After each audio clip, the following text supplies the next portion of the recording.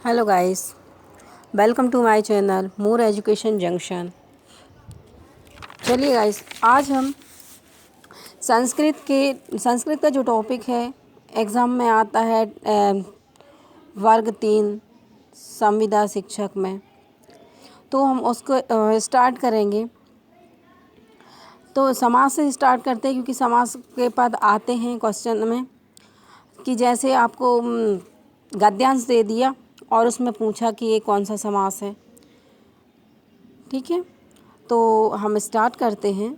हम समास पढ़ाएंगे नहीं, हम समास के कुछ क्वेश्चन जो देंगे वो 150 क्वेश्चन देंगे आप लोगों को, जो इम्पॉर्टेंट क्वेश्चन है, जो एग्ज़ाम में आते हैं, और यहीं से आपके जितना भी जो भी समास पूछा जाएगा वो यहीं से पूछा जाएगा। तो चलिए गाइस, स्टार्ट करते हैं। क्वेश्चन नंबर फर्स्ट, समास का विग्रह कितने प्रकार का होता है? समास का विग्रह कितने प्रकार का होता है? ए 2, बी 3, सी 6 या डी 5। तो इसका राइट ऑप्शन जाएगा फ्रेंड्स, समास का जो विग्रह होता है वह 2 प्रकार से होता है। एक होता है लौकिक और दूसरा होता है अलौकिक। गाइस, जो मैं आपसे बता रही हूँ आप इसी को बस पढ़ लीजिएगा, इससे आगे आप लोगों को पढ़ने की ज़्यादा आवश्यकता नहीं पड़ेगी। चलिए, तो 2 प्रकार का विग्रह होता है समास का, एक होता है लौकिक और दूसरा होता है अलौकिक। जो लौकिक विग्रह होता है गाइस, उसकी जो भाषा होती है वो प्रचलित भाषा होती है लौकिक विग्रह में। जैसे राम पुत्र, तो इसका विग्रह करेंगे तो रामस्य पुत्र, तो ये प्रचलित भाषा में होती है। और जो अलौकिक होता है गाइस, अलौकिक विग्रह वह होता है सुप्रत्ययों के माध्यम से होता है। इसमें जो सुप्रत्यय होते हैं उसके माध्यम से अलौकिक विग्रह होता है। तो चलिए, आप समझ गए होंगे कि हाँ, समास का विग्रह 2 प्रकार से होता है, लौकिक और अलौकिक। चलिए नेक्स्ट क्वेश्चन पर आते हैं। क्वेश्चन नंबर सेकंड, निम्नलिखित में से कौन सा समास विग्रह कहलाता है?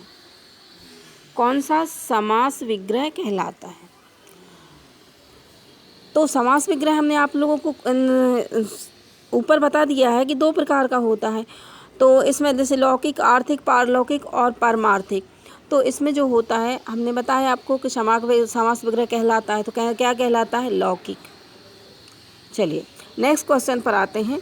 क्वेश्चन नंबर थर्ड,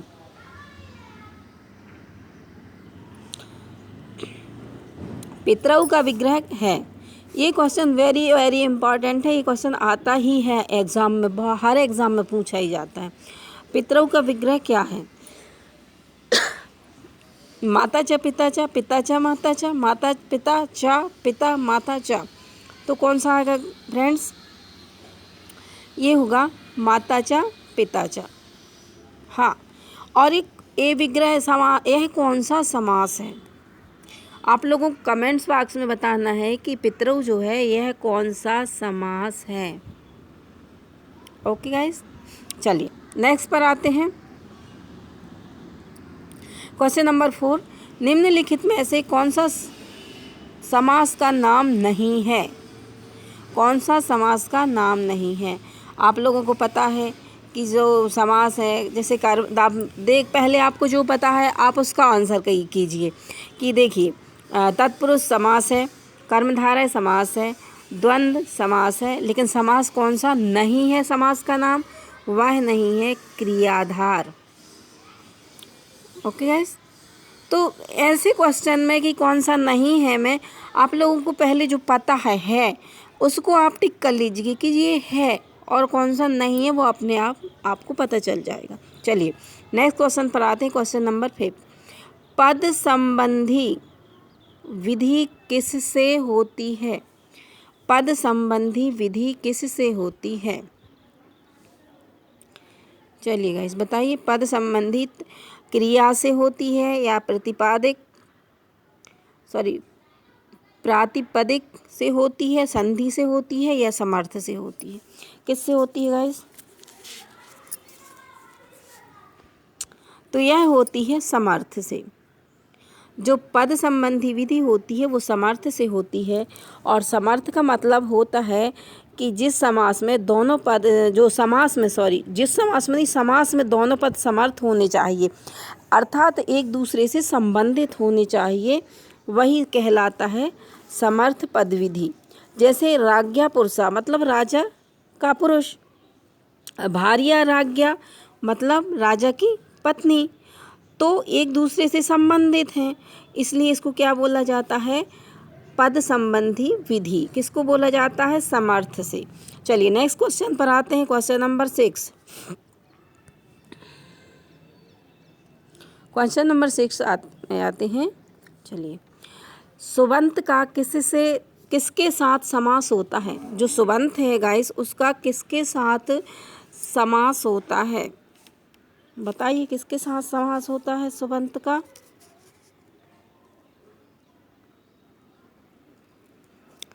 सुबंत का गाइस, सुबंत के साथ ही समास होता है। जो सुबंत है, सुबंत का सुबंत के साथ समास होता है, ये याद रख लीजिए। चलिए नेक्स्ट पर आते हैं, क्वेश्चन नंबर 7। पूर्व पद प्रधाना किस समास का लक्षण है? पूर्व पद प्रधाना किस समास का लक्षण है? कौन से समास का पद पूर्व पद प्रधान होता है? तो यह होता है अव्ययीभाव समास का। ओके गाइस, जैसे द्वंद्व समास है, तो द्वंद्व समास में दोनों पद प्रधान होते हैं। जैसे हम ऊपर पढ़ चुके हैं, माता च पिता च पितरौ, ठीक है, तो इसके दोनों पद प्रधान होते हैं। ठीक है, बहुब्रीहि समास का जो अर्थ तीसरा अर्थ निकलता है, और कर्मधारय समास में विशेषण और विशेष्य रहता है। चलिए नेक्स्ट पर आते हैं, तृतीया सप्तमयो बहुलम, तृतीया सप्तमयो बहुलम सूत्र क्या करता है? तो यह जो सूत्र है क्या करता है? क्वेश्चन नंबर 8, यह सूत्र क्या करता है? समास बनाता है, नपुंसकत्व को बताता है, या शुभ का लोप करता है, विकल्प से अम्भाव होता है, क्या होता है? क्वेश्चन नंबर 8 का क्वेश्चन गाइस, यह है विकल्प से अम्भाव होता है। चलिए नेक्स्ट क्वेश्चन पर आते हैं, बहुलता और विकल्प शब्दों में क्या संबंध है? बहुलता और विकल्प गाइस, इन्हीं से आप लोगों को पता होगा। बहुलता मतलब बहुत, एक से अधिक चीज़ें, और विकल्प मतलब कोई एक, आपके पास में सिर्फ एक विकल्प, इनमें से विकल्प है, बहुत चीज़ों में से विकल्प है एक है। तो इसमें क्या संबंध है बहुलता और विकल्प में?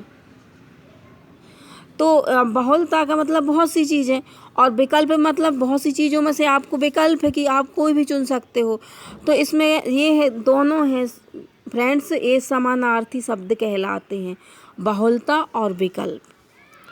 कभी कभी ऐसे क्वेश्चन आ जाते हैं, बिल्कुल हल्के क्वेश्चन पूछ लिए जाते हैं जो हम समझ नहीं पाते हैं। ठीक है, चलिए नेक्स्ट क्वेश्चन पर आते हैं, क्वेश्चन नंबर 10। बहुलक अथवा विकल्प कितने प्रकार के होते हैं? क्वेश्चन नंबर 10 पर आते हैं, बहुलक और विकल्प कितने प्रकार के होते हैं?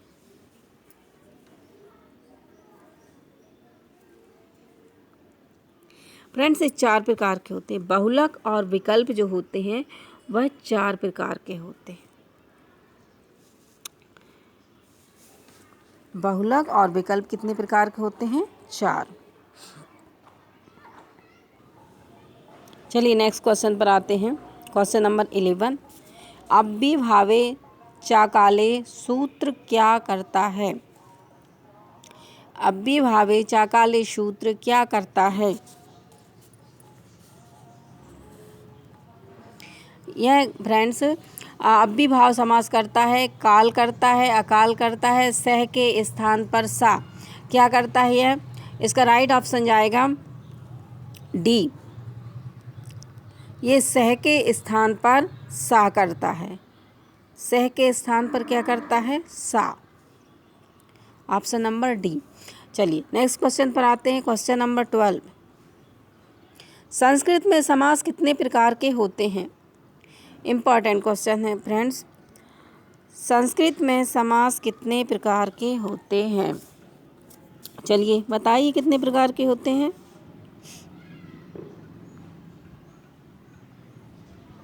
संस्कृत में समास होते हैं, वो होते हैं 6 प्रकार के। कितने प्रकार के होते हैं? 6 प्रकार के होते हैं। आप कमेंट्स बॉक्स में उनके नाम लिख के सेंड कीजिए कि 6 प्रकार के इतने होते हैं। यह आपका होमवर्क है। ओके, चलिए नेक्स्ट पर आते हैं। Question number 13। जिस समास में पूर्व पद का अर्थ प्रधान होता है, पूर्व पद जो होता है उसका अर्थ प्रधान होता है, उसे क्या कहते हैं?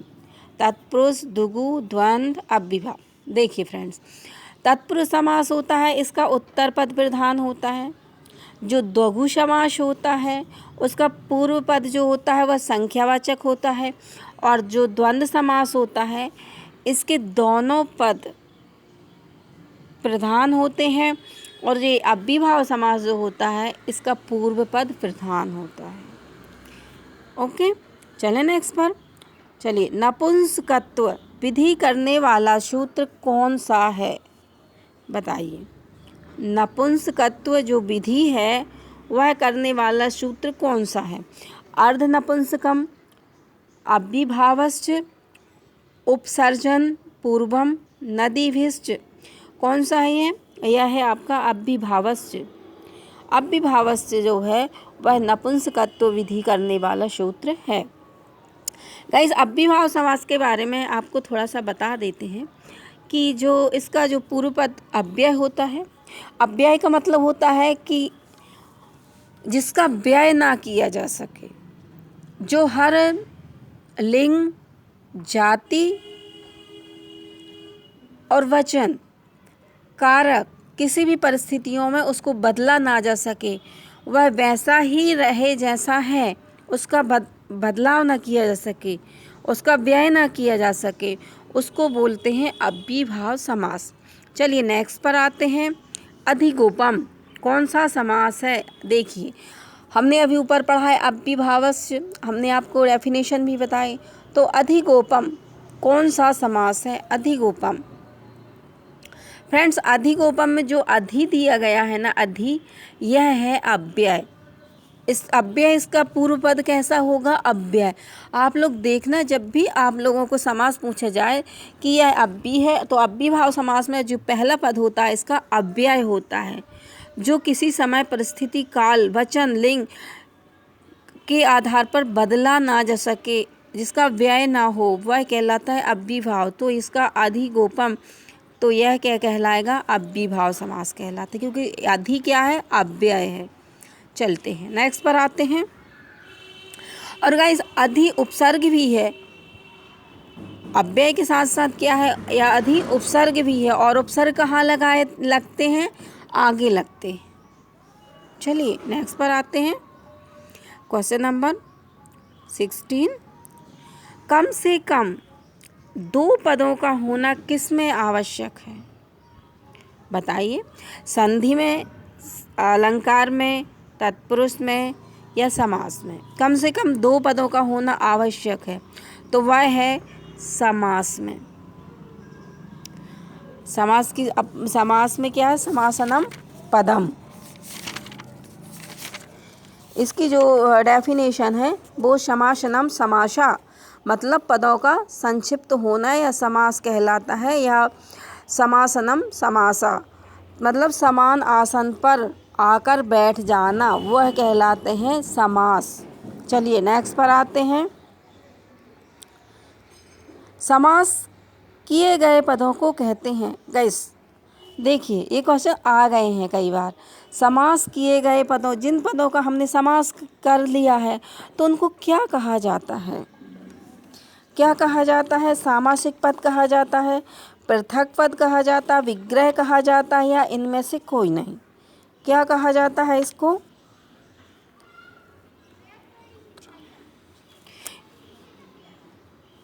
सामासिक पद कहा जाता है। समास किए गए पदों को क्या कहा जाता है? सामासिक पद कहा जाता है। चलिए नेक्स्ट पर आते हैं। Question number 18। बहुत से पदों को मिलाकर एक पद बन जाना कहलाता है। बहुत से पदों को मिलाकर एक पद बन जाना क्या कहलाता है? संधि, अलंकार, पद या समास। तो बहुत से पद जब मिलकर एक पद बनते हैं तो वह कहलाता है समास, सामासिक पद, समास। चलिए नेक्स्ट पर आते हैं। क्वेश्चन नंबर 19, पदों के मिलने की प्रक्रिया को क्या कहते हैं? पदों के मिलने की जो प्रक्रिया होती है उसे क्या कहते हैं?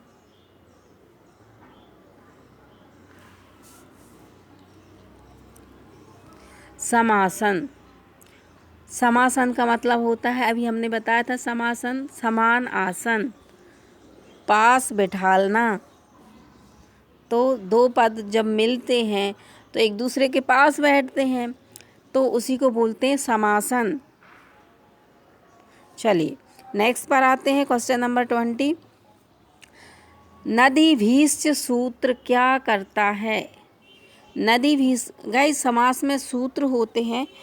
जो क्वेश्चन इम्पॉर्टेंट है, जो आए हुए हैं एग्ज़ाम में, मैं आप लोगों को वही बताऊंगी, क्योंकि संस्कृत और हिंदी की समास थोड़ी थोड़ी मिलती है, पूरी नहीं होती है कि हिंदी की हमने समास पढ़ ली तो हमसे संस्कृत की भी बन जाएगी। संस्कृत की थोड़ी कठिन होती है, ठीक है, क्योंकि जब तक हम पढ़ेंगे नहीं हमको समझ में आएगा नहीं। तो जो क्वेश्चन हम आपको लेके आए हैं वो इम्पॉर्टेंट क्वेश्चन है, इनको आप बहुत अच्छे से पढ़ लीजिएगा और एक दो बार इस वीडियो को सुन लीजिएगा, और जो आपको कठिन लगे उसको आप नोट डाउन कर लीजिएगा। चलिए, नदीभीष्ट जो सूत्र होता है क्या करता है? क्या करता है फ्रेंड नदीभीष्ट सूत्र? नदी की संज्ञा करता है, नदी शब्दों के साथ समास करता है, या नदियों के साथ समास करता है, या नदियों के साथ संख्या का समास करता है। क्या करता है नदीभीष्ट शब्द? यह फ्रेंड्स नदियों के साथ संख्या का समास करता है।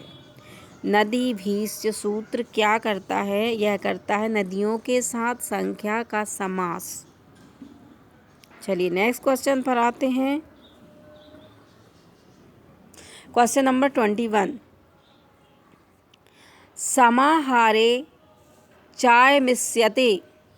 समाहारे चाय मिश्यते क्या है? 21 क्वेश्चन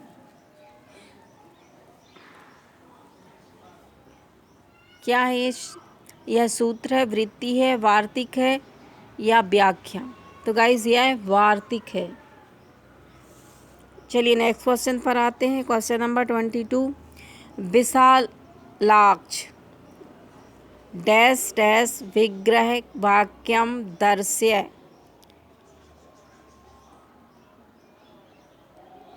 इसका विग्रह क्या होगा? विशालाक्ष।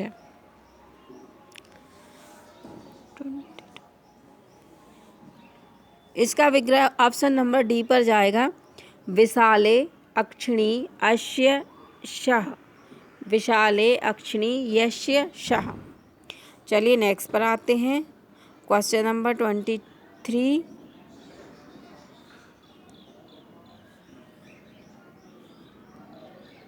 क्वेश्चन नंबर 23 पर आते हैं।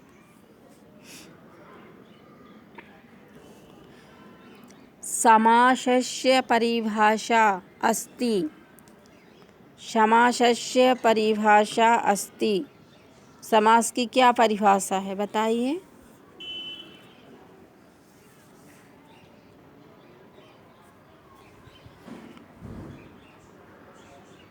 समसन्मिति, ऑप्शन नंबर बी समसन्मिति। देखिए फ्रेंड, पूर्व पदार्थ प्रधाना यह कहलाता है अव्ययभाव समास।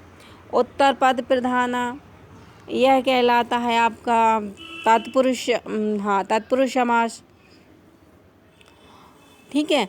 तो समासन मिति, समासन मिति हम आप पहले भी पढ़ चुके हैं कि समास जो है क्या कहलाता है? समासनम समासः, मतलब सम आसन पर बैठना ही समास है। चलिए नेक्स्ट क्वेश्चन पर आते हैं। क्वेश्चन नंबर 24,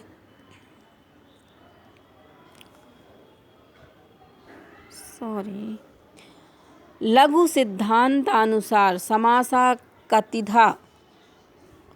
लघु सिद्धांतानुसार समासा कतिधा।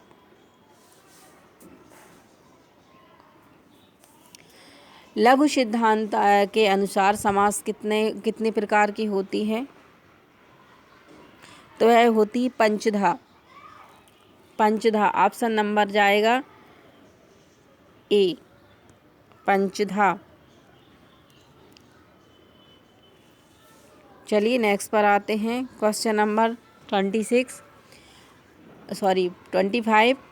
षड्विधि समासः का अमन्यत। षड्विधि समासः का अमन्यत। देखिए इसके ऑप्शन दिए हैं, 4 ऑप्शन दिए हैं। पाणिनि, दंडो, भट्टोजी दीक्षित और भामह। षड्विधि समासा का अमान्यत। षड्विधि समास की 6 जो विधि हैं, 6 प्रकार हैं, वो किसने बताए हुए हैं? तो किसने बताए हुए हैं फ्रेंड्स? यह बताए हुए हैं भट्टोजी दीक्षितः। ये क्वेश्चन इम्पॉर्टेंट है, इसको आपको याद रखना होगा। षड्विधि समासा का अमन्यत भट्टोजी दीक्षितः, इन्होंने मान्यता दी है, ये इन्होंने माना है। चलिए नेक्स्ट पर आते हैं। Question number 26। अव्ययीभाव समासस्य उदाहरणम अस्ति। अव्ययीभाव का जो समास का उदाहरण है वह क्या है? तो वह है फ्रेंड्स यथाशक्ति। क्योंकि यथा जो है, देखिए यथा जो आप लोगों को जो दिया है, पहला पद इसका क्या है? अव्यय है, अर्थात उपसर्ग भी है।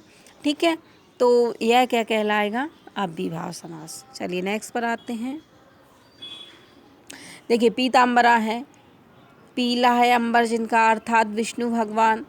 तो जिसमें तीसरे का बोध हो, अर्थ कोई और निकले, तीसरा अर्थ निकले, वो कहलाता है आपका बहुब्रीहि समास कहलाता है। नील कमल, इसमें कमल कैसा है? नीला। इसमें विशेषण की वो आती है, विशेषण दिया गया है, तो कमल की विशेषता बतलाई गई है, तो यह जाएगा आपका कर्मधारय समास में। और पितरऊ यह आपका होगा द्वंद्व समास। और यथाशक्ति जो होगा वो होगा अव्ययीभाव समास। चलिए नेक्स्ट पर आते हैं। Question number 27। जिस समास में प्रायः दोनों पदों का अर्थ प्रधान होता है उसको क्या कहा जाता है? द्विगु समास, बहुब्रीहि समास, तत्पुरुष समास या द्वंद्व समास। हमने अभी आपको बताया है। तो यह क्या कहलाता है? जब द्वंद्व उत्पन्न हो, मतलब दोनों समास प्रधान हो, वह कहलाता है द्वंद्व समास। चलिए, क्योंकि द्वंद्व समास बहुत सरल है ना, तो दोनों समास दोनों वह क्या होते हैं? प्रधान होते हैं।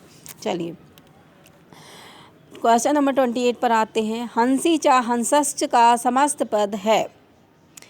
हंसी चा हंसश्च का समस्त पद है, तो वह क्या है? हंसऊ। चलिए क्वेश्चन नंबर नेक्स्ट पर आते हैं। सेकंड लास्ट, दधिघृतम में समास है। दधिघृतम कर्मधारय समास, समाहार द्वंद्व समास और द्विगु समास या तत्पुरुष समास। यह है फ्रेंड्स दधिघृतम में समाहारा द्वंद्व समास। ऑप्शन नंबर बी पर आएगा समाहारा द्वंद्व समास, दधिघृतम। ये क्वेश्चन भी एग्ज़ाम में अक्सर पूछा जाता है। चलिए लास्ट क्वेश्चन पर आते हैं। किस समास में अन्य पद के अर्थ की प्रधानता होती है? अन्य पद का मतलब कि तीसरा पद हमने आपको बताया था ना, दो के अलावा किसी तीसरे पद का अर्थ निकले, तब वो कहलाता है बहुब्रीहि समास। जैसे हमने अभी आपको बताया पीताम्बर, पीला है अंबर जिनका, अर्थात श्री कृष्ण जी, तो उनको बोलते हैं पीताम्बर। या विष्णु भगवान का भी पीला अंबर होता है। चलिए नेक्स्ट पर आज हम अपना वीडियो यहीं पर समाप्त करते हैं। क्वेश्चन हम टॉप 30 लेकर आए थे। यदि आपको मेरा ये वीडियो पसंद आया है तो आप कमेंट्स बॉक्स में लिखिए। मैं इसके 150 क्वेश्चन लेकर आऊँगी जो आप लोगों से समास बहुत अच्छे से आप लोगों का इससे कंप्लीट हो जाएगा और इसके आगे आप लोगों को कुछ पढ़ना नहीं होगा। तो चलिए गाइस, आज का वीडियो यही समाप्त करते हैं। और आपको यदि ये अच्छा लगा हो तो लाइक कीजिए, शेयर कीजिए, सब्सक्राइब कीजिए। जो भी मेरे नए भाई बंधु हैं वो भी इस चैनल को सब्सक्राइब कर लीजिए ताकि जब भी मैं अपना वीडियो अपलोड करूं तो आप लोगों को मिलता रहे। Thank you.